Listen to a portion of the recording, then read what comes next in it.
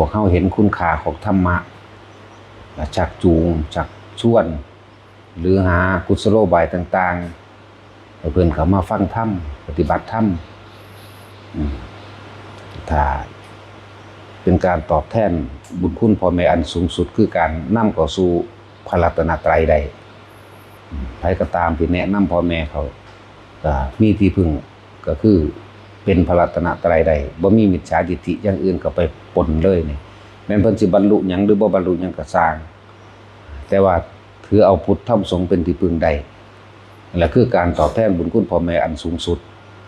หายกันเลยยิ่งพ่อแม่ผู้ใดได้โสดาบันขึ้นไปจังซี่เป็นอโหสิกรรมเป็นอิหยังที่ขาดจากการมีบุญคุณต่อกันเลยก็ได้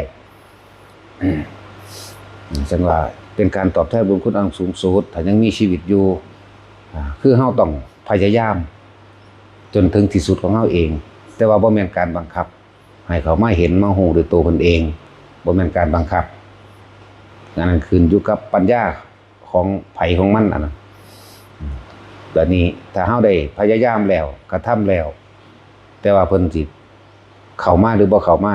อันนั้นก็ช่างมันเฮาได้ทำความพยายามถึงที่สุดแล้วเพราะว่าการตอบแทนบุญคุณอันใดที่สูงสุดเท่ากันสิได้เพิ่นได้เข้ามารู้ธรรมเห็นธรรมได้ดวงตาเห็นธรรมหรืออย่างต่ำคือการเป็นผู้มีพระรัตนตรัยเป็นที่พึ่งถ้ามีพระรัตนตรัยเป็นที่พึ่งแล้วบ่โดนบ่นานดอกเพราะเป็นความเห็นตามความเป็นจริงแล้วว่าคำสอนพระพุทธเจ้าเป็นจริงคำสอนพระพุทธเจ้าสามารถปฏิบัติได้คำสอนพระพุทธเจ้าพิสูจน์ได้และพระสงฆ์ผู้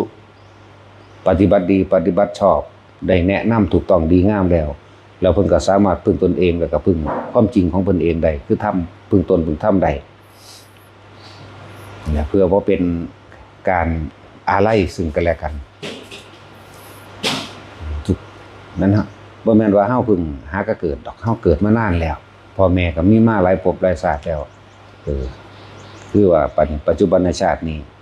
พ่อแม่ไผยังมีชีวิตอยู่ก็พยายามที่สิแนะนำมาคือบ่มากก็สร้างแต่ว่าเราได้ทำแล้วแต่ว่าเฮาได้เฮ็ดแล้วสำหรับพ่อแม่ไผที่ตายไปแล้วจังซี่ก็อาศัยว่าทำบุญหาอุทิศหาขึ้นอยู่กับความหนักความเบาดอกว่าทำบุญหาอุทิศหาก็เลยว่าสิได้รับหรือบ่ได้รับหรือพ่อแม่ไผก็สร้างที่บ่เป็นอนันตริยกรรมเฮาบ่ฮู้นำเพิ่นว่าเป็นหรือบ่เป็นแต่ว่าเฮามีความกตัญญูมีความระลึกนึกถึงบุญคุณให้มาทำบุญทำทานแล้วอุทิศถึงในวันอุลัมพนสุขหรือ15 ค่ำเดือน7ของทุกปีนั่นแหละคือพยายามว่าคำว่ากตัญญูนี่เป็นเครื่องหมายของคนดีกตัญญูเป็นเครื่องหมายของคนที่เห็นคุณค่าของผู้มีพระคุณเด้ถ้าขาดกตัญญูไปอันนึงก็ยากอยู่ดอกที่สิเข้าถึงธรรมได้แล้วเบิ่งแต่ละองค์ที่เพิ่นบรรลุธรรมมาตามประวัติเพิ่นเนาะมีตั้งแต่คนมีกตัญญูทั้งเบิดพระโมคคัลลาภาษาลิบุตรจังซี่เป็นต้นนี่ระวังหมู่พระสงฆ์ทั้งหลายเพราะต้องว่าแต่พระพุทธเจ้าแล้วพุทธเจ้าเพิ่นเอาธรรมอันสูงสุดเด้โปรดเอาพุทธมารดาบิดาของเพิ่นเองถึงแม้นว่าเห็นบ่แม่เพิ่นบ่ทันได้เป็นอรหันต์แม่เพิ่นนั่นน่ะยังสิได้มาเกิดอีกอยู่แต่ว่าเพิ่นก็เอาธรรมอันสูงสุดคืออภิธรรมน่ะเป็นเครื่องทดแทนบุญคุณค่าน้ำนมส่วนพ่อเพิ่นน่ะจบแล้วถึงที่สุดคือพระนิพพานแล้วก็บ่แม่นแค่ว่าพ่อแม่ในศาสตร์นี้เด้ที่เพิ่นพยายามที่นำเอาผู้ในกลับที่แล้วเพิ่นก็มีเข้าสู่พระรัตนตรัยได้หรือบรรลุโสดาบันได้เยอะแยะเด้แต่ว่าเพิ่นบ่มักเว้าเรื่องของเพิ่นปานใดเพิ่นยกตัวอย่างของหมู่สงฆ์สาวกพระสงฆ์บางองค์เพิ่นก็แม่นบวชเข้ามาแล้วเพิ่นก็เลี้ยงแม่เด้เลี้ยงพ่อเลี้ยงแม่ได้นะบิณฑบาตมาแล้วเอาให้พ่อแม่กินก่อนได้นั่นแหละพุทธเจ้าอนุญาตไว้แล้วจังซี่นะบ่ผิดผู้ใดบิณฑบาตมาได้เลี้ยงพ่อเลี้ยงแม่อาหาร อาหารที่บิณฑบาตมาได้นี่เนี่ยก้อนข้าวที่ตกลงไปในบาตรนี้ข้าพเจ้าขอสละให้แด่มารดาบิดาจังสินา นั่นแหละอิมังปิณฑปาตังปัจจุทรามิแล้วก็เอาให้นี่แหละเป็นการป้องกันตัวเองไปพร้อมแม้กระทั่งว่าหลายๆหมู่ภิกษุสงฆ์ก็สร้างเฮาก็บ่ค่อยได้เว้าในจังซี่เวลาเฮาเอาของที่อยู่ในบาตรเฮาให้ขนมให้เด็กน้อยหรือว่าให้คนทุกข์คนยากคนหิวคนขอทานหยังก็ว่าไปที่เฮาจกให้ปั๊บนี่เฮามีคำกล่าวอยู่ในใจอยู่เด้ออาหารที่ตกในบิณฑบาตนี่ข้าพเจ้าขอสละออกให้แด่ท่านผู้นี้ก็ว่าแหละที่เฮานมให้เด็กน้อยแน่เอาให้คนหิวแน่คนบ้าแน่ก็ว่าไปหรือชื่อเอาพวกกันที่ว่าเอาให้บ่แม่นเอาให้ไปเลยมันมีคำเว้าอยู่นั่นแหละอิมังปิณฑปาตังปัจจุทรามิปัจจุดเด้อปัจจุทรามิบ่แม่นปัจจุปัจจุดข้าพเจ้าขอสละอาหารบิณฑบาตนี้ให้แด่ท่านผู้นี้นั่นแหละต้องสละออกแบบนั้นบ่แม่นว่าเฮ็ดไปเรื่อยๆลอยๆที่พวกบ่รู้จักหยังเฮ็ดเด้เฮาก็มีอยู่เด้พ่อแม่ครูบาอาจารย์เฮาก็เลยเฮาก็เอาตัวอย่างมาจากคุณนี่แหละอันนี้ก็บ่ค่อยได้เว้าได้จังซี่เหมือนกันแล้วกับเฮาสละผ้าหมู่ภิกษุสงฆ์สำหรับภิกษุสงฆ์ทั้งหลายเฮาสละผ้า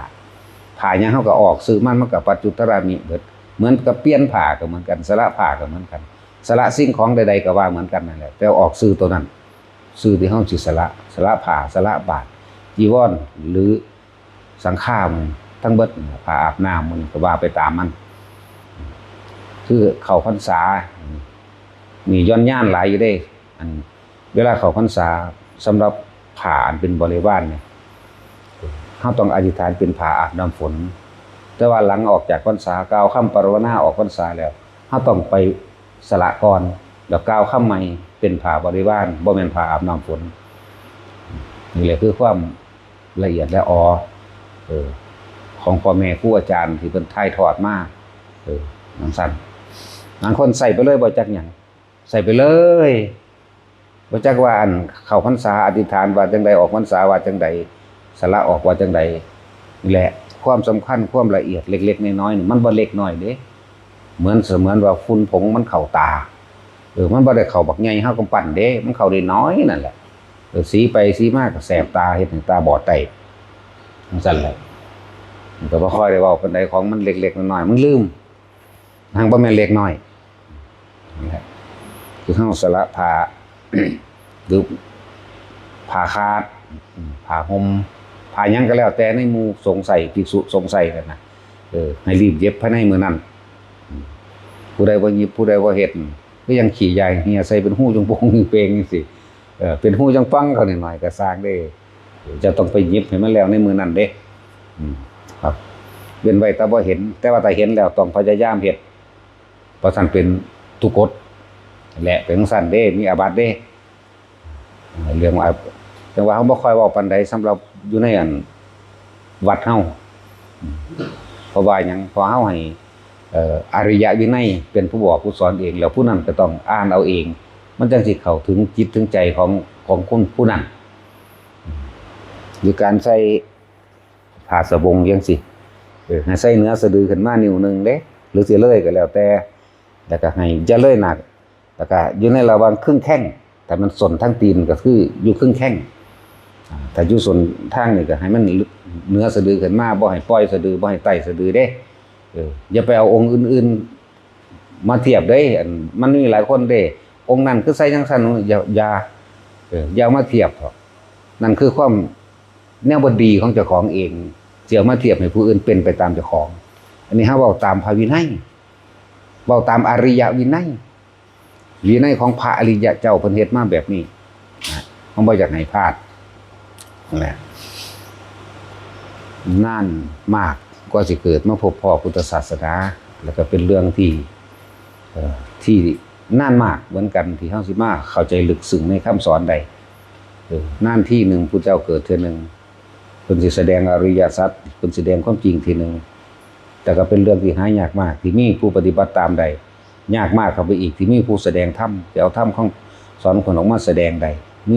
อธิบายขยายความ แล้วก็ยากที่มีผู้ปฏิบัติตามพร้อมแต่จังว่าบ่อยากให้พลาด เราบ่ค่อยเว้าอันเพราะว่าแต่ว่าบางถ้าพวกกันอ่านบ่จบจังซี่มันก็สิมีเล็กๆน้อยๆอยู่ในหันแหละที่ว่าคือว่านี่แหละเหมือนว่าผ่าขาดแล้วต้องเฝ้ายิบในมื้อนั้นจังซี่หรือว่าผ่าอาบน้ำฝนถ้าถึงมื้ออธิษฐานเข้าพรรษาปึ๊บจะต้องอธิษฐานผ่าใหม่ผ่าอาบน้ำฝนเป็นผ่าอาบน้ำฝนถ้าออกพรรษาปุ๊บก็ต้องอธิษฐานใหม่ถ้าอธิษฐานเป็นผ่าบริวารนี่จังซี่เฮาก็บ่ค่อยได้เว้านี่คือทำปฏิบัติจริงนะจากหมู่หลวงปู่หลวงตามามื้อนี้แหละ แล้วก็การนุ่งสบงจังซี่ให้เลยเหนือสะดือขึ้นมาถ้าลงไปทางต่ำมาถึงครึ่งแข้งอย่าเลยครึ่งแข้งขึ้นมาที่เฮาเห็นบางคนก็จูหัวเข่าพุ่นก็เป็นที่บ่งามลามลายก็บ่งามถึงตุ่มหม่องก็บ่งามเอาระวังพอดีเฮาเบิ่งปู่หมันโลดนะที่มีรูปถ่ายเฮาเบิ่งอยู่เนาะภาพเพิ่นยืนก็มีอยู่แมั้ยอยู่เคิงแข้งคักๆหลวงปู่หมันหลวงปู่บัวนี่แมั้ยตัวอย่างมั้ยเบิ่งดีๆโลดเด้อบ่มีดอกอันเลิกขึ้นมาสูงๆหรือว่าลามลงไปต่ำๆบ่มีเด้มีแต่พอดีจังซั่นแหละเอาพอ